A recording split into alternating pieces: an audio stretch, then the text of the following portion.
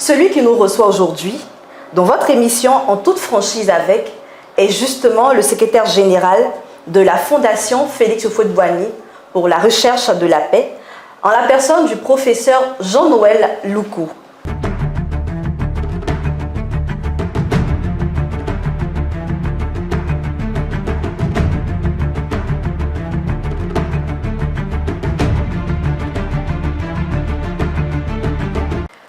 Professeur Jean-Noël Loukou, professeur d'histoire contemporaine, secrétaire général de la Fondation Félix Houphouët-Boigny pour la recherche de la paix. Bonjour et merci pour cet honneur que vous nous faites de nous recevoir ici. Bonjour. Pour conduire à bien cette émission, je ne suis pas seule, je suis avec Mayol Kwasi, présentateur et journaliste à PDCI TV. Professeur Jean-Noël Loukou, professeur d'histoire contemporaine, écrivain engagé, auteur de plusieurs ouvrages, dont celui sur le PDCI-RDA intitulé Parti démocratique de Côte d'Ivoire, Rassemblement démocratique africain d'hier à aujourd'hui, de 186 pages paru aux éditions Harmattan. Un ouvrage qui met en lumière le PDCI-RDA, parti avant-gardiste qui incarne dans la durée une tradition, celle du nationalisme ivoirien et du développement dans la paix. Le PDCI-RDA, parti qui a fait de la Côte d'Ivoire durant 40 ans un pays prospère, pacifique et fraternel. Pourquoi la nécessité d'un tel ouvrage? Parce qu'il n'existait rien dans ce domaine-là. Bon, je n'ai pas fait preuve de manque de modestie. J'étais souvent interpellé par des militants du PDCI, par de simples citoyens ivoiriens qui veulent en savoir un peu plus sur le PDCI-RDA. Ce qui est normal. C'est ce pays-là qui a conduit la Côte d'Ivoire à l'indépendance et qui, pendant 40 ans, a fait de la Côte d'Ivoire ce qu'elle est aujourd'hui. Alors, on nous interpelle sur notre histoire. Vous savez qu'il y a des aspects polémiques concernant cette histoire-là. Je vous cite par exemple le désapparentement du Parti communiste français. Vous savez que pendant quelques années, le PDCI et le RDA ont été apparentés sur le plan parlementaire en France au Parti communiste français. En 1950, la direction du RDA décide de se désapparenter du Parti communiste. C'est une décision qui a été contestée par certaines sections du RDA, en particulier la section camerounaise, l'UPC, l'Union des populations du Cameroun, dirigée par Oum Niobé, qui va choisir de prendre les armes justement pour l'indépendance du Cameroun. Bon, voilà un aspect de cette histoire-là que beaucoup aimeraient en savoir un peu plus. Ensuite, on nous demande souvent quelles sont vos valeurs. Quelles sont vos valeurs? Quelles sont vos idées? J'ai consacré un chapitre à cela. Rappeler quelles sont les valeurs, bien sûr. Nous avons les valeurs universelles qui ne sont ni celles d'un pays, ni celles d'un parti politique. La liberté, la démocratie, etc. Les valeurs africaines. Et puis les valeurs de l'oufouettisme, la paix, le dialogue, la solidarité, etc. Quelles sont nos idées en matière d'État, de nation, de décentralisation, de régionalisation, en matière économique, en matière sociale et tout ceci, je crois l'avoir dit. Et puis j'ai essayé d'aborder les problèmes actuels que rencontre le PDCI-RDA. Rebâtir un parti, c'est pas facile de survivre à un coup d'État, comme ça a été le cas pour le PDCI, et être dans l'opposition depuis 2 décennies. Enfin, j'essaie de voir quelle nouvelle alternative le PDCI peut proposer aux Ivoiriens. Quelles idées nouvelles, quel programme de gouvernement pour que notre parti soit plus attractif et que nous puissions recueillir le suffrage des Ivoiriens. Voilà un peu, madame, ce qui a motivé la rédaction de cet ouvrage-là. On le rappelle, vous êtes militant du PDCI-RDA. Oui, je ne l'ai jamais caché. Notre fondation est apolitique. Je ne fais pas de confusion du genre. Si vous venez à la fondation, il y a tous les partis politiques. Et j'ajoute, pour détendre un peu l'atmosphère, il y a toutes les religions aussi. Il y a tout, par mes collaborateurs, il y en a qui sont bossonistes, il y en a qui sont évangéliques, il y en a qui sont catholiques, etc. etc. Ça c'est la fondation. Moi, je suis militant du PDCI depuis 50 ans. Donc, je ne le cache pas, mais je ne fais jamais la confusion. Si vous interrogez certains de mes étudiants, pendant que j'étais en fonction, quand je viens au cours, je ne leur parle jamais de politique. On vient, on fait un cours sur l'histoire contemporaine. Si quelqu'un veut une question déplacée, je dis venez me voir en dehors du cours à vos bureaux. Donc, ne faites pas du tout la confusion déjà. Quand je veux militer, je m'en vais. Professeur, je rappelle que de 1995 à 1999, jusqu'au coup d'État pratiquement, vous étiez le directeur de cabinet de son Excellence Henri Konan Bédié, alors président de la République de Côte d'Ivoire. Alors pour ce politicien que vous êtes, quelle est selon vous la recette miracle pour que le PDCI retrouve le fauteuil qu'il a perdu en 1999? Non, il n'y a pas de recette miracle. Il faut d'abord s'organiser, rebâtir un parti fort et conquérant. Ça, c'est la première des choses importantes. La deuxième des choses, c'est de proposer une nouvelle alternative aux Ivoiriens. Je rappelle que ce qui a fait le succès du PDCI-RDA dans les années 60, la mode était au socialisme.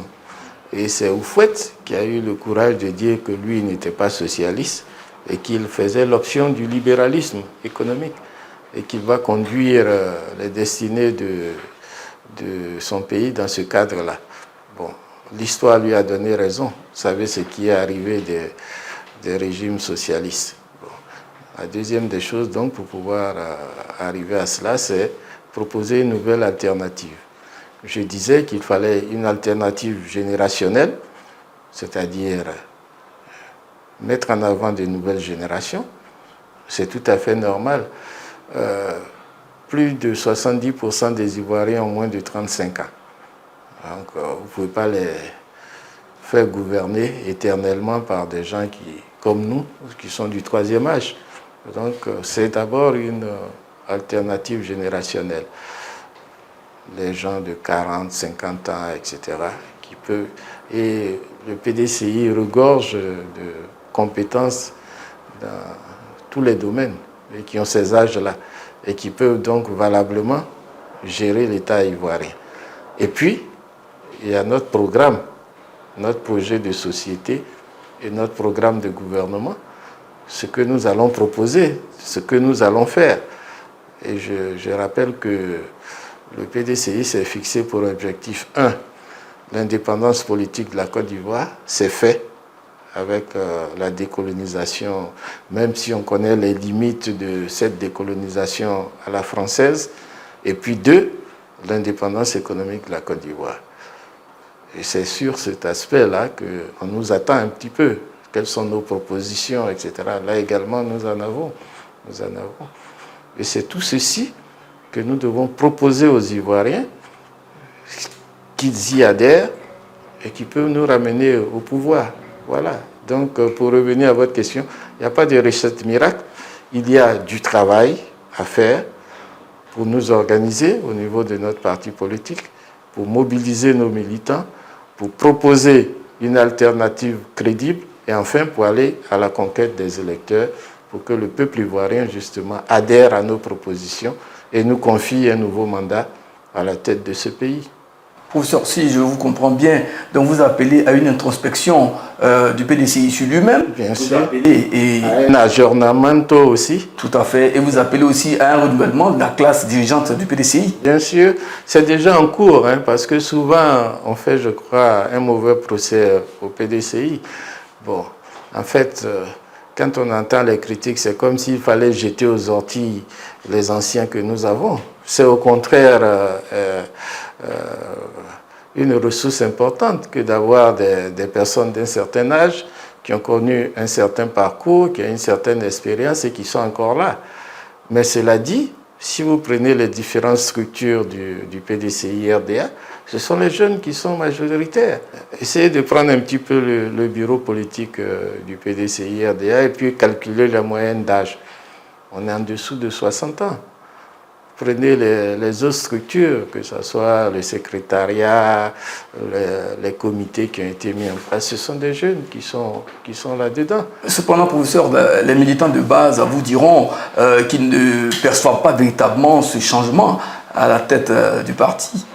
Les militants de base eux-mêmes dans les comités de base, ce sont les jeunes qui sont au pouvoir. Mais ils disent que c'est toujours les mêmes personnes, les personnes âgées qui sont toujours là. À chaque fois, c'est les mêmes qui occupent les mêmes places, qui ont du mal à céder la place aux jeunes. Ça aussi, c'est une réalité au sein de ce parti. Non, il faut pas être dans l'émotion, il faut prendre les faits.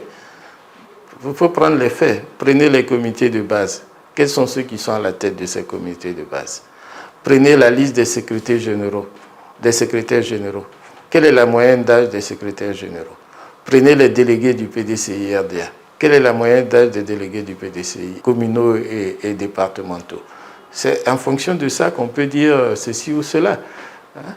En fait, on essaie de cacher la forêt des militants du PDCI par l'arbre que serait le président actuel. Bon, mais moi je pense qu'il faut éviter cette confusion-là. Il y a certes lui qui est à la tête du parti, mais ce n'est pas lui seul qui fait le parti. Il faut voir tout ce qu'il y a en dessous. Donc je pense qu'on fait une mauvaise querelle, je pense, parfois au PDCI-RDA. Je rappelle qu'on fait ce procès au PDCI-RDA, mais si nous regardons dans les partis voisins, c'est la même chose. C'est la même chose, que ce soit le RHDP, que ce soit le parti du président Gbagbo, ou bien même d'autres partis. Donc c'est ça, moi, je pense. Mais nous, on a l'expérience. En plus, on a l'expérience. On essaie de combiner justement l'espérance des anciens et puis la compétence et l'engagement des jeunes pour pouvoir justement créer un parti dynamique et fort qui puisse être une alternative crédible pour les Ivoiriens. Parce qu'il ne s'agit pas de venir au pouvoir pour dire on vient au pouvoir, une sorte de revanche, non. Nous arrivons, c'est pour faire avancer le pays, atteindre nos objectifs que nous nous sommes donnés en créant ce parti politique. C'est d'arriver justement à une Côte d'Ivoire indépendante, une nation souveraine, indépendante, développée. Voilà notre projet. Et c'est ça que nous poursuivons dans la chaîne des générations. Professeur Jean-Noël Loukou, on le sait, depuis le retrait du PDCI-RDA, du parti unifié RHDP, comment appréciez-vous la marche du PDCI-RDA, votre parti? Moi, je pense que ça intéresse tous les militants. Bon, c'est une marche qui n'est pas facile parce que nous ne sommes plus au pouvoir. Nous sommes dans l'opposition. C'est déjà une grande victoire de pouvoir résister et survivre à un coup d'État. C'est presque unique dans les annales de l'histoire politique africaine. C'est un petit peu ça qui crée les problèmes. Et puis il y a les militants eux-mêmes. Ils doivent parfois se remettre en cause. Je vous donne un exemple. Quand on a fait le congrès il y a 10 ans, on avait choisi les membres du bureau politique. On devait être 400 ou 500 au maximum. Après cela, des pressions continuelles. Ils s'en vont voir le président du parti, le chef du secrétariat, on veut être dans le bureau politique, on veut être dans le bureau. Résultat des courses, on est à plus de 2000 membres. Mais pour certains, c'est tout juste pour mettre ça sur la carte de visite. Ils ne payent même pas leur cotisation. C'est la première des choses pour un militant. Surtout à ce niveau-là, parce qu'en principe, le bureau politique, c'est une des hautes instances du parti. Voilà. Donc, ce n'est pas tellement le président, mais les militants eux-mêmes aussi doivent se mettre en cause. Deuxième exemple. Vous savez que j'ai la particularité de dire ce que je pense, parce que je pense que c'est comme ça qu'on fait avancer les choses. Les vice-présidents. On est bientôt à une centaine de vice-présidents. Tous les jours, sans voir le président, je vais être vice-président. Vous êtes vice-président. Ça correspond à quoi exactement? Vous faites quoi exactement? Non, ce n'est pas ça le problème de ce qui est. Mais après pour faire... Je fais un constat. Pour vous dire que un parti politique, c'est non seulement les dirigeants, mais c'est aussi les militants, qui ont également parfois à se remettre en cause et qui ont leur rôle à jouer pour que leur parti soit justement un parti sérieux, un parti fort. Voilà un peu le fond de ma pensée. Cependant, professeur, n'oubliez surtout pas que c'est le président Ekono Bédié qui nomme ses vice-présidents. Oui, bien sûr, bien sûr, bien sûr. Pour en revenir à ce que vous dites, si vous ne faites pas le pied de grue chez lui à Daoukro tout le temps pour vouloir être vice-président ou bien membre du bureau politique, on ne vous nommerait pas. Il y a ça aussi. Parce qu'il y a un parti qui a des règles, un parti qui a un statut, qui a un règlement intérieur que tout militant est censé connaître. Et si vous savez ça, et malgré cela, vous faites cette démarche-là, il y a aussi une question que vous devez vous poser. Il y a aussi une autre démarche, professeur, c'est celle de certains cadres pontes du PDCI-RDA qui ont tourné kazakh, qui sont partis souper au RHDP, et non des moindres. Quand vous suivez tout ça, qu'est-ce que cela vous inspire comme réaction? Non, bon, ça c'est leur choix personnel, je ne veux pas me prononcer là-dessus, mais la transhumance politique, c'est devenu une tradition, si on peut appeler ça tradition dans notre pays. Et je rappelle que quand le PDCI était au pouvoir, il y avait une loi qui avait été votée justement pour interdire cette transhumance politique. Quand vous étiez élu, par exemple, député PDCI, vous ne pouviez pas, une fois élu, changer pour dire je ne suis plus député PDCI, je suis député de tel ou tel parti. Il y avait une loi qui réglementait ça. Et c'est ceux qui ont succédé au PDCI qui ont fait sauter cette loi-là. Parce qu'on a beau dire, malgré le coup d'État, les élections qui ont eu lieu après, le PDCI les a toutes gagnées. Et au niveau de l'Assemblée nationale, le PDCI était majoritaire. Et donc, pour pouvoir avoir un président de l'Assemblée nationale qui ne soit pas du PDCI, il fallait débaucher des députés du PDCI pour créer cette majorité-là. Or, il y avait la loi qui interdisait justement la transhumance. On a fait sauter cette loi-là et nous en vivons les conséquences aujourd'hui. En même temps, ça contribue à décrédibiliser un peu la classe politique, cette affaire-là de transhumance politique. En fin de compte, un parti politique ne signifie plus rien. Un parti politique, on s'engage à cause de l'idéologie que ce parti défend, à cause du projet de société que ce parti propose. Ce n'est pas en fonction de vos intérêts personnels, parce que je m'en vais là-bas, j'aurai tel avantage. Donc ça décrédibilise la classe politique aussi, ce genre de comportement-là. Voilà. Bon, maintenant pour le PDCI, il n'y a rien d'étonnant. Nous ne sommes plus au pouvoir, donc on n'a pas de poste à offrir, etc. Donc quelqu'un qui estime que de l'autre côté, il fait son choix personnel. Et il assume. Oui, il fait son choix personnel, il assume. Mais ils disent aussi, pour certains, qu'ils sont partis par déficit de gouvernance au sein du PDCI, dont il décrit la gestion. Ceux qui disent ça occupaient des postes, et souvent des plus hauts postes au sein du parti. Donc ils sont aussi comptables de cette gouvernance-là. Ils sont aussi comptables de cette gouvernance-là. Hein? Parce qu'on vous nomme à des postes, ce n'est pas pour le plaisir de vous nommer, ce n'est pas à la tête du client, etc. Ou bien pour remplir une carte de visite. C'est parce qu'on estime que vous avez les capacités, vous avez la force morale, etc. pour pouvoir assumer ces fonctions-là. Et assumer les fonctions, ça veut dire justement analyser les faits, proposer les choses qui permettent au parti d'avancer. Si vous ne le faites pas, et que vous venez dire après, ah non, c'est Pierre ou Paul qui a fait, mais quelle est votre part de responsabilité alors que vous occupiez justement ces hautes fonctions au sein du parti? Il faut aussi se poser cette question. C'est trop facile de se défiler, de se défausser sur les autres. Mais ils diront aussi, comme ce fut le cas de la création du RDR, qui n'ont pas eu droit à la parole, qui n'ont pas suffisamment été écoutés. À cela, vous dites quoi? Mais dans un parti, il y a des règles.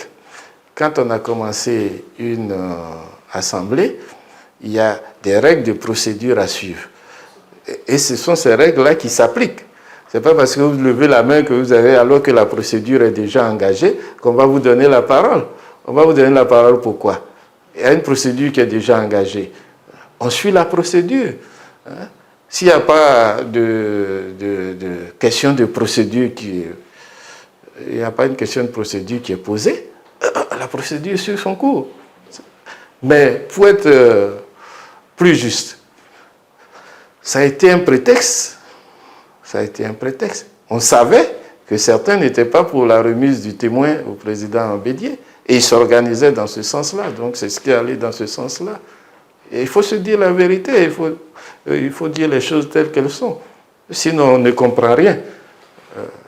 Voilà, il ne faut pas s'en tenir à l'écume des choses. Il faut aller justement, il faut pouvoir comprendre de quoi il s'agit. Voilà. Et c'est comme ça qu'on résout les problèmes. Mais si on essaie de faire de la manipulation, de la dissimulation, bon, on ne trouve pas. C'est comme ceux qui disent que moi, j'étais là, je n'avais pas la parole, que tu es vice-président, président de je ne sais tel comité, et puis vous dites, ben non. Dans ce cas-là, si vous n'êtes pas d'accord, vous démissionnez. Vous dites, bon, voilà, j'ai été nommé pour telle fonction, je ne peux pas les assumer, voilà ce que je dis, et puis je ne le fais pas. Bon, je préfère rendre le tablier. C'est ça une position responsable, quand on est un responsable. Voilà. Du moins dans mon entendement. Professeur Jean-Noël Loukou, nous allons glisser sur une actualité nationale. Lors de la 123e assemblée plénière des évêques de Côte d'Ivoire, Monseigneur Marcelin Kouadio, nouveau président de la conférence épiscopale de Côte d'Ivoire, a affirmé, je cite, « Les Ivoiriens restent encore divisés. Le climat sociopolitique est suffocant. D'où un ministère en charge de la réconciliation. Le peuple est constamment humilié et pris en otage. Nous vivons dans une démocratie armée. Nous sommes en face d'un certain occultisme politique. » Que vous inspire de tels propos du prélat? Il est dans son rôle de prélat et dans son appréciation de la situation de son pays. Je rappelle que ce n'est pas la première fois qu'il tient des propos très critiques. Je me rappelle que j'ai organisé le 20e anniversaire du décès du président Félix Houphouët-Boigny en 2013, je crois. Et à la messe d'Action de grâce, il y avait le président Ouattara, le président Bédié. Il a tenu des propos très critiques. Et sous les régimes précédents du président Laurent Gbagbo, du président Bédié, il avait également son franc-parler et son appréciation de la situation. Et de façon générale, d'ailleurs, l'Église de Côte d'Ivoire, par la personnalité de ses principaux dirigeants, a toujours été une Église très critique à l'égard de certaines pratiques des différents pouvoirs politiques. Donc, il ne faut pas être dans l'émotion. Il faut voir un petit peu l'histoire de notre pays. Pour les plus jeunes que vous êtes, il y avait Monseigneur Bernard Yago, qui était le premier archevêque de Côte d'Ivoire, qui a eu toujours une attitude très critique envers le président Félix Houphouët-Boigny. Après lui, il y a eu Monseigneur Agré. Relisez toutes leurs homélies, vous verrez, jusqu'à Monseigneur Kouadio à l'heure actuelle. Donc moi, je ne suis pas particulièrement choqué par ce que Monseigneur Kouadio a dit. Il y a le Figaro qui dit « Sans la liberté de blâmer, il n'est point de loge flatteur ». Une autre sommité de l'Église catholique, en la personne du cardinal Jean-Pierre Courtois aussi, lui souhaiterait plutôt la reconnaissance de la sainteté de vie de baptisé du président Félix Houphouët-Boigny, pour qui il appelle à la béatification. Vous avez un commentaire? Ce serait une bonne chose. Ce serait une bonne chose. Personnellement, je pense que Félix Houphouët-Boigny a été frustré de certaines distinctions qu'il méritait. Par exemple, le prix Nobel de la paix. Et comme vous ne le savez pas, c'est à cause de certains Ivoiriens que ce prix-là ne lui a pas été décerné. Parce que le dossier avait été monté en 1975, je crois. Si vous prenez un des derniers numéros de la revue de la Fondation, vous aurez la lettre que Ampateba a envoyée au comité Nobel pour justifier. Il y avait eu tout un aéropage de personnalités ivoiriennes et étrangères qui ont soutenu cette candidature-là. C'était bien parti pour que Houphouët puisse être lauréat du prix Nobel de la paix. Mais des Ivoiriens opposants à Houphouët ont saisi justement l'Académie suédoise pour dire Houphouët d'abord c'est un dictateur, nous sommes en régime de parti unique, vous savez, en Europe dès qu'on dit parti unique on pense à Staline, à Hitler, à Mussolini, etc. Deuxièmement, il a massacré 4000 guébiers, ce qui est faux, comme vous le savez. qu'il a massacré 2000 en 108, ce qui était faux. Bon, de toutes les façons, eux là-bas, ils disent c'est des Ivoiriens qui le disent, ça doit être certainement vrai. Et qu'une telle personne, un dictateur, un massacreur de population ne peut pas avoir le prix Nobel de la paix. Je signale par parenthèse que les Kissinger et tout ça qui ont eu le prix Nobel de la paix, les États-Unis ont massacré près d'1 million de Vietnamiens. Malgré cela, leur secrétaire d'État a eu le prix Nobel de la paix. On a vu Obama qui a eu le prix Nobel de la paix, ce qu'ils ont fait en Libye. Donc c'est pour ça que je dis que ça a été une sorte d'injustice concernant Houphouët, qu'on a essayé de rattraper justement en créant le prix UNESCO Félix Houphouët-Boigny pour la recherche de la paix. Justement, professeur Jean-Noël Loukou, ce prix a été proposé par le Sénégal lors de la 25e session de la Conférence générale des Nations Unies. Aujourd'hui, le Sénégal traverse une crise sans précédent qui menace même la paix dans cet État. Vous, l'homme politique, l'historien, quelle est votre approche de la situation? C'est le problème général des pays africains. C'est-à-dire qu'on se donne des règles et on ne veut pas les respecter. Ce qui fait la force des pays occidentaux, que nous copions, que nous envions, etc., c'est que là-bas, il y a des règles. Et quand les règles sont posées, on les respecte. Nul n'est au-dessus de la loi. Les problèmes du Sénégal qui arrivent en ce moment, c'est lié à cela.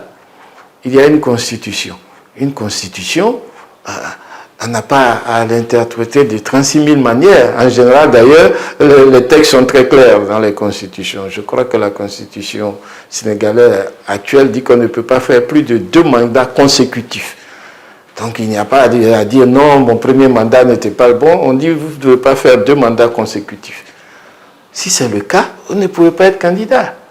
Ça, c'est un premier problème. Et puis ensuite, ceux qui peuvent participer à l'élection présidentielle. Là également, il y a des règles pour pouvoir être candidat à l'élection présidentielle.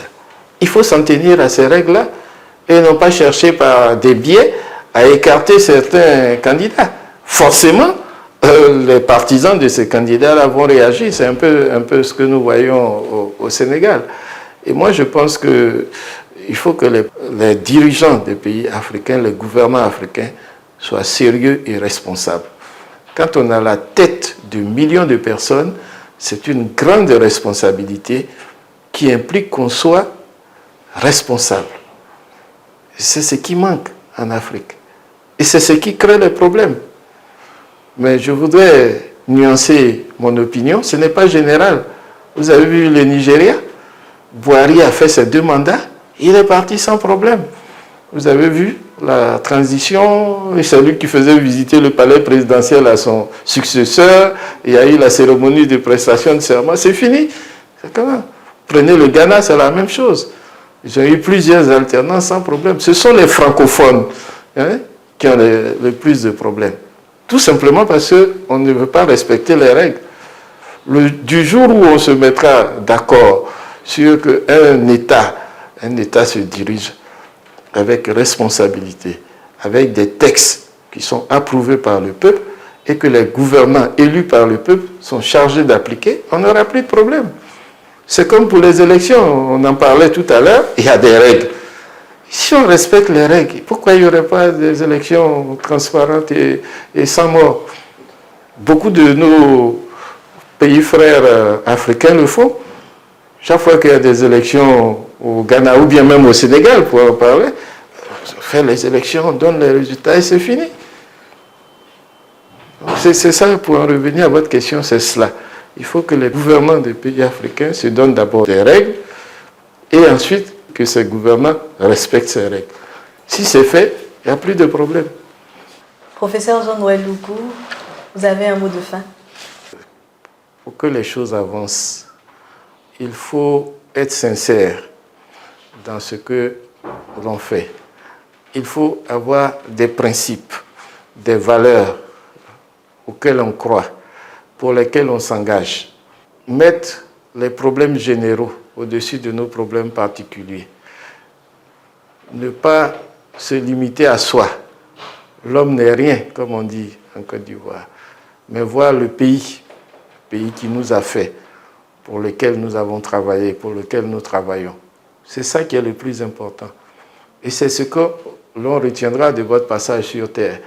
Ce n'est pas les titres, ce n'est pas l'argent que vous aurez pu accumuler. Tout ceci, c'est éphémère. Ce n'est pas ça l'essentiel. L'essentiel, ce sont les valeurs. L'essentiel, c'est ce qu'on fait pour le plus grand nombre. Voilà un petit peu ce qui explique, moi, mon engagement politique. Donc, je voudrais vous remercier de m'avoir donné l'occasion de m'exprimer en toute liberté, sans forfanterie ni provocation. Et j'espère que vos téléspectateurs apprécieront. Et je vous remercie encore de votre visite. Merci, professeur Noël Loukou, de nous avoir reçus. Merci, Mayul Kwasi, pour cet entretien. C'est sur cette note d'espoir que s'achève votre émission en toute franchise avec. Nous étions en compagnie du professeur Jean-Noël Loukou, secrétaire général de la Fondation Félix Houphouët-Boigny pour la recherche de la paix. Téléspectatrices et téléspectateurs de PDCI TV, merci de nous avoir suivis. À bientôt pour un autre numéro.